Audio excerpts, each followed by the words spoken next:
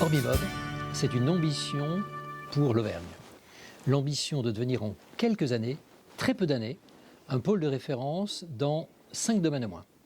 Le domaine de l'éducation, le domaine de la recherche, le domaine de l'expérimentation, le domaine de la mobilisation des citoyens et bien évidemment le 5e domaine, celui du développement économique.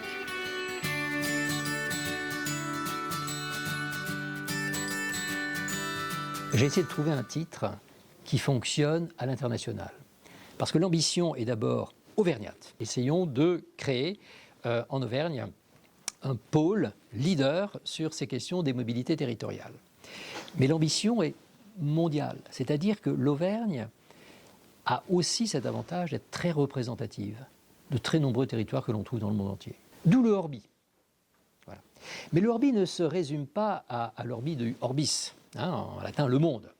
C'est aussi le lien avec orbita. Orbita en latin, c'est la roue, c'est la marque de la roue dans le sol. Et précisément quand vous regardez les mobilités à la fois des personnes autour d'une métropole régionale comme Clermont, etc., vous avez des gens qui semblent un peu graviter comme des électrons autour d'un noyau dans leurs orbites. Voilà. Et donc j'ai voulu qu'il y ait dans ce orbi cette notion-là, cette notion de foisonnement d'une mobilité qu'il convient de régler selon de bons principes, mais qui doit en particulier aussi rester complètement empreint de cette notion de liberté, qui est absolument essentielle dans la qualité de vie des personnes et essentielle également dans la liberté d'entreprendre.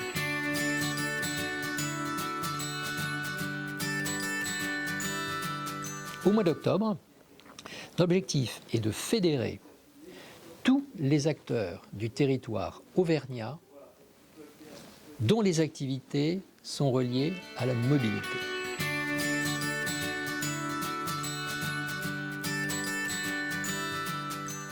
On va essayer structurer notre semaine autour de 5 grands temps forts.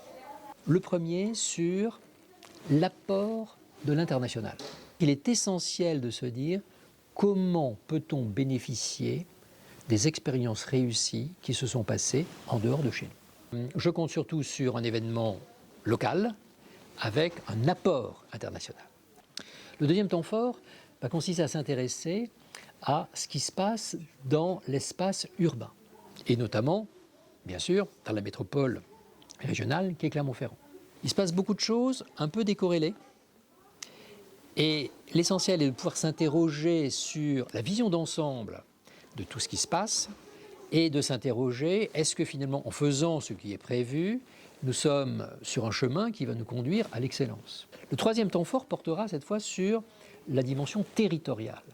Que se passe-t-il au niveau de l'Auvergne, donc des 4 départements qui sont impliqués? Et là, il est important que du côté, bien évidemment, des départements, du côté de la région, du côté du comité de massif,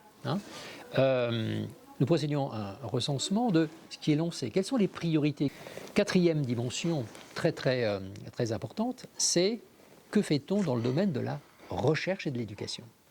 Et ça, c'est fondamental, parce qu'on ne changera pas les comportements, on n'apportera pas à l'ensemble des citoyens des informations avérées, fiables, sur les éléments de transformation des mobilités, sans que le monde universitaire, le monde académique d'une façon générale, y compris le primaire, le secondaire, etc., ne soit associé à cette promotion d'un enseignement vrai. Aujourd'hui, il y a beaucoup d'informations que nous trouvons dans les médias sur les nouvelles mobilités, sur ceci. En fait, ces informations sont souvent assez dogmatiques. Elles sont souvent monofocalisées sur une solution, et l'avenir n'est pas là.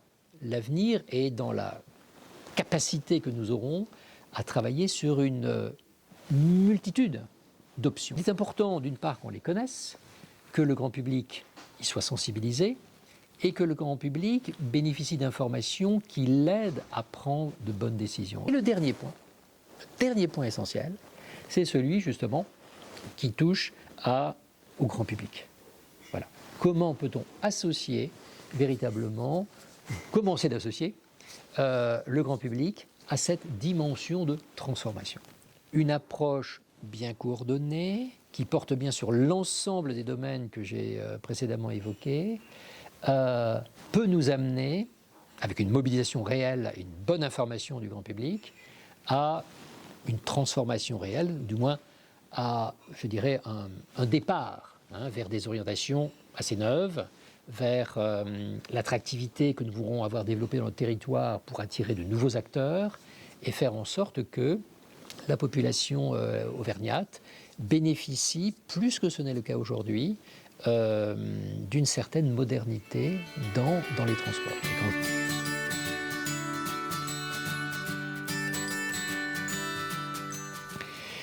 L'ambition que nous avons, elle est de faire en sorte qu'à travers notre population d'étudiants, qui est très large, et avec les extensions que nous voulons faire vers le monde des lycées, des collèges, voire des écoles primaires, avec cet enseignement vers les mobilités, où on peut trouver des sujets absolument passionnants, c'est véritablement de créer les conditions pour que toute la population locale soit sensibilisée à ces questions. Alors nous avons à Clermont des atouts. On a un immense atout avec le CHU, qui est très bon sur les questions de mobilité et de santé. Nous avons un atout dans la dimension technologique. Nous avons notamment un laboratoire d'excellence, IMOPS 3, qui est assez unique en France et qui est très en avance. Ça, ce sont des pôles forts. Mais nous avons d'autres dimensions, la géographie, le développement territorial, etc., où nous pouvons développer des enseignements extrêmement intéressants. Et à travers cela, nous avons l'ambition que l'Université de Clermont devienne leader d'université européenne. Et nous avons la capacité de le faire à Clermont. Avec un immense avantage en plus, en Auvergne, c'est que l'Université de Clermont-Auvergne est multisite. Donc c'est non seulement Clermont qui est touché, mais c'est aussi Aurillac, c'est le Puy, c'est Montluçon, c'est Moulins, c'est Vichy.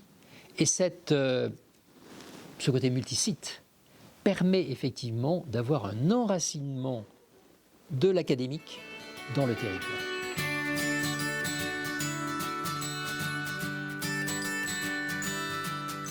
La mobilité est une des grandes données de nos sociétés. Mobilité des personnes, mobilité des biens. Nous sommes dans un univers qui est de plus en plus mobile. Et la mobilité, le développement des mobilités telles qu'on l'a connu à la fin du 19e siècle et surtout au 20e siècle, a permis un développement extraordinaire du monde. Donc il y a un bilan qui est très très positif. Mais il y a aussi des éléments négatifs. Les émissions de CO2, la pollution urbaine, la congestion. Il est donc important à la fois que nous en corrigions les défauts, parce qu'il y a des défauts, effectivement, on les connaît, et que nous passions une phase numéro 2, si je puis dire, où nous bénéficions plus pleinement de progrès qui sont possibles dans le domaine de la mobilité. Passer d'une mobilité avec des carburants fossiles à une mobilité électrique, c'est un réel progrès pour tous ceux qui ont déjà fait l'expérience. C'est un rééquilibrage important, avec à la clé des gains en santé, des gains en qualité de vie, des gains en économie, en création d'emplois, et puis j'ai envie de dire en modernité. Le bilan que je peux faire depuis les quelques 40 ans que je m'intéresse à ces questions de mobilité, c'est que après une phase où des pays comme la France ont été relativement aux avant-postes, des mobilités modernes, des TGV, etc., depuis environ les années 2000, le milieu des années 2000, vers 2005 par là, je considère que nous avons régressé par rapport à la dynamique qu'ont connue d'autres pays. Et dans beaucoup de situations, pollution des villes, accès à des mobilités servicielles, développement d'une meilleure multimodalité, numérisation de la billettique, etc. Nous sommes en retard. La France est en retard.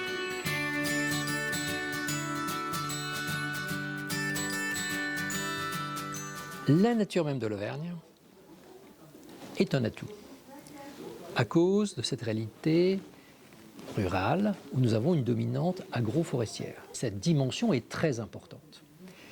Et elle est très importante au moins dans deux registres. Le premier, c'est celui de la captation du CO2. Et nous pouvons, au niveau français, jouer un rôle tout à fait éminent dans la capture du CO2, une dimension qu'il est indispensable de développer, même si on en parle très très peu, Parce que si nous envisageons de décarboner notre économie à l'horizon 2050, ce qui est un objectif auquel j'adhère pleinement, dans le domaine du transport, nous n'y arriverons pas. C'est-à-dire qu'en 2050, nous aurons certainement baissé nos émissions de carbone, de CO2, mais nous n'aurons pas décarboné. Et il faut donc que nous puissions nous appuyer sur des puits de carbone. Le deuxième domaine, c'est évidemment celui de la génération de carburants bio et d'une façon générale de ce que j'appelle la génération décentralisée d'énergie. Dans le domaine auvergnat, eh bien, on est très bien placé, là, on a quelques expériences tout à fait intéressantes dans le domaine de la fabrication du biogaz. Et c'est quelque chose de très intéressant. Et on voit bien la capacité de cette méthanisation à pouvoir jouer un rôle extrêmement intéressant, tant du côté de la mobilité que du côté des exploitations agricoles, hein, en recyclant un certain nombre de matières. Donc ça, c'est tout à fait intéressant. La biomasse est quelque chose d'extrêmement important dès lors que l'on s'intéresse peut-être à des agrocarburants, mais aussi à d'autres formes de biocarburants. Et donc ça fait partie de l'équation générale qu'il va falloir développer demain si on veut décarboner le transport. Il faut qu'on ait plusieurs dimensions de décarbonation. Et puis enfin, les territoires que nous avons nous amènent à imaginer assez facilement la génération décentralisée d'électricité, installation photovoltaïque. Et à partir de cette électricité décentralisée, on a suffisamment d'eau en Auvergne pour pouvoir en électrolyser une partie et faire de l'hydrogène.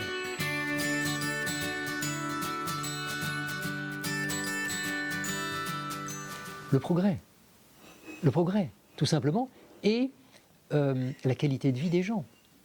Nous vivons aujourd'hui dans des situations, à la fois dans les villes que nous connaissons et puis dans les zones plus rurales, en deçà de l'efficacité et du plaisir que nous pourrions trouver dans nos moyens de transport. La première cible, c'est bien évidemment les personnes, mais il y a derrière tout ça, effectivement, une certaine vision de la nature que j'ai envie de protéger, et puis une certaine vision de la capacité de notre pays à être véritablement moteur dans cette transformation.